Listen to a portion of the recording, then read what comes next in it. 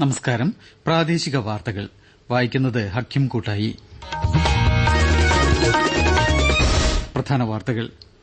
വികസിത ഇന്ത്യ എന്ന സങ്കല്പത്തിൽ പൈതൃക വികസനത്തിനും പൈതൃക സൃഷ്ടിക്കും പ്രത്യേക പ്രാധാന്യമുണ്ടെന്ന് പ്രധാനമന്ത്രി നരേന്ദ്രമോദി. സുപ്രീംകോടതിയുടെ പ്രത്യേക ലോക് അദാലത്ത് വാരം ഇന്ന് ആരംഭിക്കും. ശിരൂരിൽ കാണാതായ കോഴിക്കോട് സ്വദേശി അർജുനെ കണ്ടെത്തുന്നതിന് തെരച്ചിൽ അവസാനിപ്പിക്കാൻ ഉദ്ദേശ്യമില്ലെന്ന് കാർവാർ എംഎൽഎ സതീഷ് കൃഷ്ണ സെയിൽ. പാരീസ് ഒളിമ്പിക്സിൽ ബാഡ്മിന്റണിൽ പുരുഷ സിംഗിൾസിൽ എച്ച്.എസ്. പ്രണോയിക്കും വനിതാ സിംഗിൾസിൽ പി.വി. സിന്ധുവിനും ജയം. ശ്രീലങ്കയ്ക്കെതിരായ ട്വന്റി ക്രിക്കറ്റ് പരമ്പര ഇന്ത്യയ്ക്ക്. വാർത്തകൾ വിശദമായി. വികസിത ഇന്ത്യ എന്ന സങ്കല്പത്തിൽ പൈതൃക വികസനത്തിനും പൈതൃക സൃഷ്ടിക്കും പ്രത്യേക പ്രാധാന്യമുണ്ടെന്ന് പ്രധാനമന്ത്രി നരേന്ദ്രമോദി പറഞ്ഞു. 2 ദിവസമായി ന്യൂഡൽഹിയിൽ നടന്നുവന്ന ബിജെപി ഭരിക്കുന്ന സംസ്ഥാനങ്ങളിലെ മുഖ്യമന്ത്രിമാരും ഉപമുഖ്യമന്ത്രിമാരും പങ്കെടുത്ത മുഖ്യമന്ത്രി പരിഷത്തിന്റെ സമാപന സമ്മേളനത്തെ അഭിസംബോധന ചെയ്യുകയായിരുന്നു പ്രധാനമന്ത്രി. കേന്ദ്ര സംസ്ഥാന ഗവൺമെന്റുകൾ പൊതുക്ഷേമത്തിനായി ഏകോപിച്ച് ശക്തമായി പ്രവർത്തിക്കുമ്പോൾ വികസിത രാഷ്ട്രമെന്ന ലക്ഷ്യം തീർച്ചയായും കൈവരിക്കുമെന്നും പ്രധാനമന്ത്രി പറഞ്ഞു.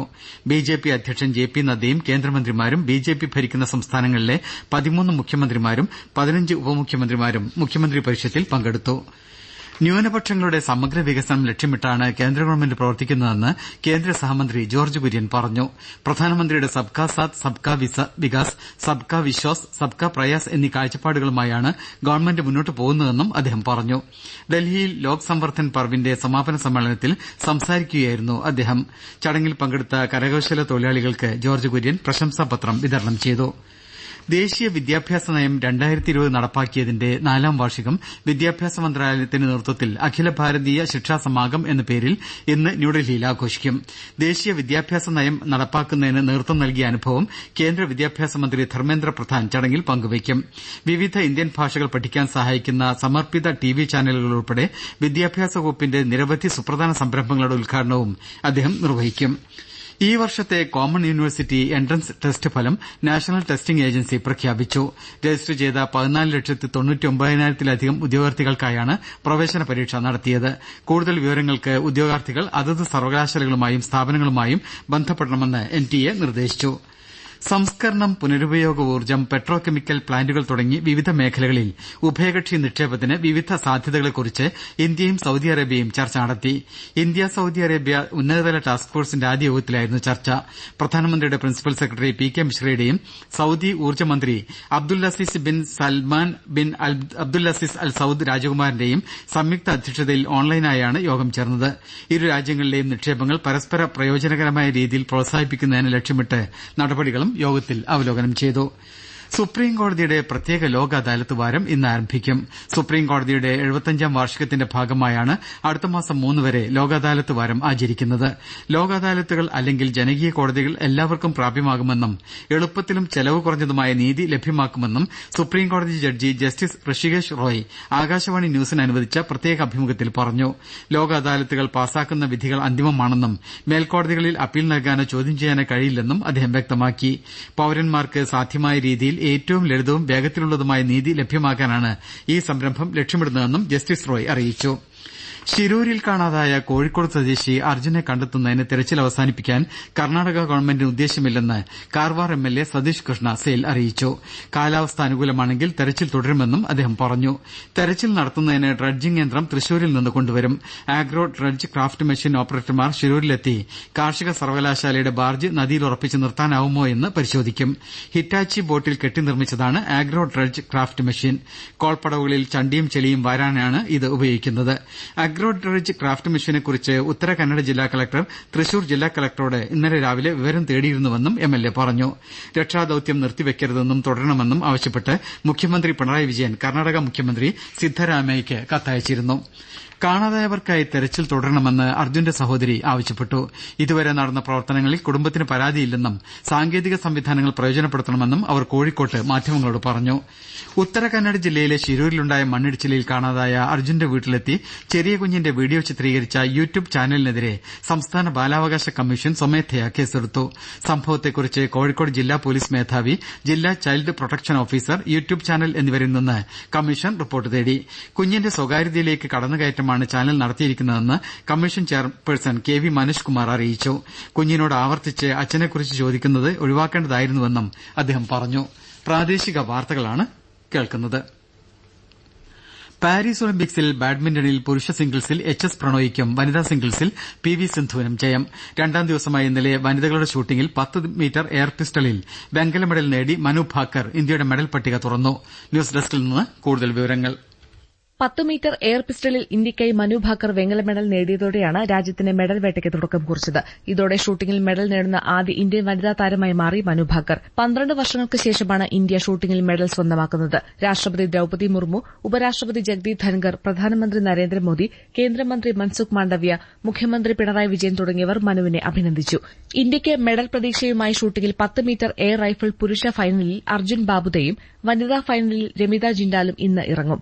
ബാഡ്മിന്റണിൽ പുരുഷ വിഭാഗം സിംഗിൾസ് ഗ്രൂപ്പ് സ്റ്റേജിൽ HS പ്രണോയ് ജർമ്മനിയുടെ ഫാബിയൻ റൂത്തിനെ നേരിട്ടുള്ള സെറ്റുകൾക്ക് പരാജയപ്പെടുത്തി. അവസാന ഗ്രൂപ്പ് ഘട്ട മത്സരത്തിൽ മറ്റന്നാൾ വിയറ്റ്നാമിന്റെ ലേഡക് ഫട്ടിനെയാണ് പ്രണോയ് നേരിടുന്നത്. വനിതാ സിംഗിൾസിൽ ഇന്ത്യയുടെ PV സിന്ധു മാലിദ്വീപിന്റെ ഫാത്തിമത്ത് നബാഹ അബ്ദുൾ റസാഖിനെ തോൽപ്പിച്ചു. വനിതകളുടെ 50 കിലോഗ്രാം ബോക്സിംഗിൽ നിഖാത് സരീൻ ജർമ്മനിയെ തോൽപ്പിച്ചു. വനിതാ അമ്പെയ്ത്തിലും ടെന്നീസിലും ഇന്ത്യയ്ക്ക് നിരാശയായിരുന്നു. വനിതാ അമ്പെയ്ത്ത് ടീം ക്വാർട്ടർ ഫൈനലിൽ നെതർലൻഡ്സിനോട് തോറ്റ് മെഡൽ റൌണ്ടിൽ നിന്ന് പുറത്തായി. ടെന്നീസിൽ സുമിത് നാഗലിന് പുരുഷ സിംഗിൾസിന്റെ രണ്ടാം റൌണ്ടിൽ എത്താനായില്ല. രോഹൻ ബൊപ്പണ്ണ, N ശ്രീറാം ബാലാജി ജോഡിയും പരാജയപ്പെട്ടു.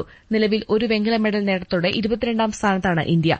4 സ്വർണവും 2 വെള്ളിയും 1 വെങ്കലവുമായി ജപ്പാനാണ് 1ാം സ്ഥാനത്ത്.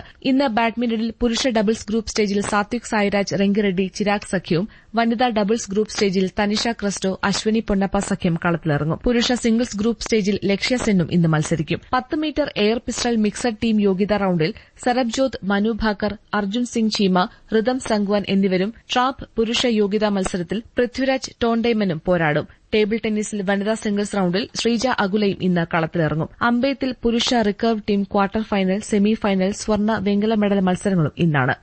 ശ്രീലങ്കയ്ക്കെതിരായ 2020 ക്രിക്കറ്റ് പരമ്പര ഇന്ത്യയ്ക്ക്. ശ്രീലങ്കയിൽ നടന്ന രണ്ടാം മത്സരത്തിൽ ആതിഥേയരെ 7 വിക്കറ്റിന് പരാജയപ്പെടുത്തിയാണ് 2-0 3 മത്സര പരമ്പര ഇന്ത്യ സ്വന്തമാക്കിയത്. പല്ലേക്കല അന്താരാഷ്ട്ര ക്രിക്കറ്റ് സ്റ്റേഡിയത്തിൽ ആദ്യം ബാറ്റ് ചെയ്ത ശ്രീലങ്ക നിശ്ചിത 20 ഓവറിൽ 9 വിക്കറ്റ് നഷ്ടത്തിൽ 161 റൺസ് എടുത്തു. മറുപടി ബാറ്റിംഗിനിറങ്ങിയ ഇന്ത്യയുടെ ഇന്നിംഗ്സ് മഴ തടസ്സപ്പെടുത്തിയതോടെ വിജയലക്ഷ്യം 8 ഓവറിൽ 78 റൺസായി പുനർനിർണയിക്കുകയായിരുന്നു. പരമ്പരയിലെ അവസാന മത്സരം നാളെ ഇതേ സ്റ്റേഡിയത്തിൽ നടക്കും. നിപ രോഗപ്പകർച്ചയുടെ സൂചനകൾ ഇതേവരെ ഇല്ലെങ്കിലും ജാഗ്രത കൈവെടിയരുതെന്ന് മന്ത്രി വീണ ജോർജ് പറഞ്ഞു. ഇപ്പോൾ ചെറിയ ലക്ഷണങ്ങളുമായി ആശുപത്രിയിൽ ചികിത്സയിൽ കഴിയുന്നത് സമ്പർക്ക പട്ടികയിലെ ഒരാൾ മാത്രമാണ്. 472 പേരാണ് നിലവിൽ സമ്പർക്ക പട്ടികയിലെന്നും ഓൺലൈനായി ചേർന്ന നിപ അവലോകന യോഗത്തിൽ മന്ത്രി പറഞ്ഞു. കാർഷിക സംസ്ഥാനമായ കേരളം വിനോദസഞ്ചാര മേഖലയിലാണ് ഇന്ന് എത്തി നിൽക്കുന്നതെന്ന് മന്ത്രി OR കേളു പറഞ്ഞു.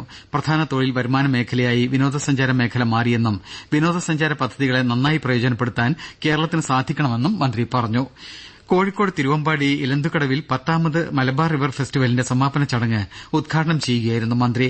ദക്ഷിണേന്ത്യയിലെ ഏറ്റവും വലിയ വൈറ്റ് വാട്ടർ കയാക്കിംഗ് മത്സരത്തിൽ ന്യൂസിലാൻഡിൽ നിന്നെത്തിയ മനുവിംഗ് വാക്രനഗൽ റാപ്പിഡ് രാജിയായും ജർമ്മനിയിലെ മരീസ കൌപ്പ് റാപ്പിഡ് റാണിയുമായും തെരഞ്ഞെടുക്കപ്പെട്ടു. ഇവർ 1,20,000 രൂപയുടെ വീതം ചെക്ക് മന്ത്രിയിൽ നിന്ന് ഏറ്റുവാങ്ങി. സംസ്ഥാനത്ത് വടക്കൻ ജില്ലകളിൽ ശക്തമായ മഴ തുടരുന്നു. ബുധനാഴ്ച വരെ ചിലയിടങ്ങളിൽ അതിശക്തമായ മഴയ്ക്കും 2 ദിവസം മണിക്കൂറിൽ 50 കിലോമീറ്റർ വരെ വേഗത്തിൽ കാറ്റിനും സാധ്യതയുണ്ടെന്ന് കേന്ദ്ര കാലാവസ്ഥാ വകുപ്പ് അറിയിച്ചു. ശക്തമായ മഴ സാധ്യത കണക്കിലെടുത്ത് ഇന്ന് 5 ജില്ലകളിൽ മഞ്ഞ ജാഗ്രത പ്രഖ്യാപിച്ചു.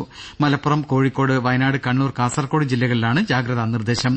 കേരള, കർണാടക, ലക്ഷദ്വീപ് തീരങ്ങളിൽ ഇന്ന് 35 മുതൽ 45 കിലോമീറ്റർ വരെയും ചില സമയങ്ങളിൽ 55 കിലോമീറ്റർ വരെയും വേഗത്തിൽ കാറ്റിന് സാധ്യതയുണ്ടെന്നും മീൻപിടുത്തക്കാർ കടലിൽ പോകരുതെന്നും കാലാവസ്ഥാ വകുപ്പ് മുന്നറിയിപ്പ് നൽകി. ബാണാസുര സാഗർ ഡാമിന്റെ വൃഷ്ടിപ്രദേശങ്ങളിൽ ശക്തമായ മഴ തുടരുന്ന സാഹചര്യത്തിൽ ഡാമിലെ ജലനിരപ്പ് 773.5 മീറ്ററായി ഉയർന്നാൽ ഷട്ടറുകൾ തുറക്കുമെന്ന് വയനാട് ജില്ലാ ദുരന്ത നിവാരണ അതോറിറ്റി ചെയർപേഴ്സൺ കൂടിയായ ജില്ലാ കലക്ടർ RD മേഘശ്രീ അറിയിച്ചു. പ്രധാന വാർത്തകൾ വീണ്ടും. വികസിത ഇന്ത്യ എന്ന സങ്കല്പത്തിൽ പൈതൃക വികസനത്തിനും പൈതൃക സൃഷ്ടിക്കും പ്രത്യേക പ്രാധാന്യമുണ്ടെന്ന് പ്രധാനമന്ത്രി നരേന്ദ്രമോദി. സുപ്രീംകോടതിയുടെ പ്രത്യേക ലോക് അദാലത്ത് വാരം ഇന്ന് ആരംഭിക്കും. ശിരൂരിൽ കാണാതായ കോഴിക്കോട് സ്വദേശി അർജുനെ കണ്ടെത്തുന്നതിന് തെരച്ചിൽ അവസാനിപ്പിക്കാൻ ഉദ്ദേശ്യമില്ലെന്ന് കാർവാർ MLA സതീഷ് കൃഷ്ണ സെയിൽ. പാരീസ് ഒളിമ്പിക്സിൽ ബാഡ്മിന്റണിൽ പുരുഷ സിംഗിൾസിൽ HS പ്രണോയിക്കും വനിതാ സിംഗിൾസിൽ PV സിന്ധുവിനും ജയം. ശ്രീലങ്കയ്ക്കെതിരായ 2020 ക്രിക്കറ്റ് പരമ്പര ഇന്ത്യയ്ക്ക്. പ്രാദേശിക വാർത്തകൾ കഴിഞ്ഞു.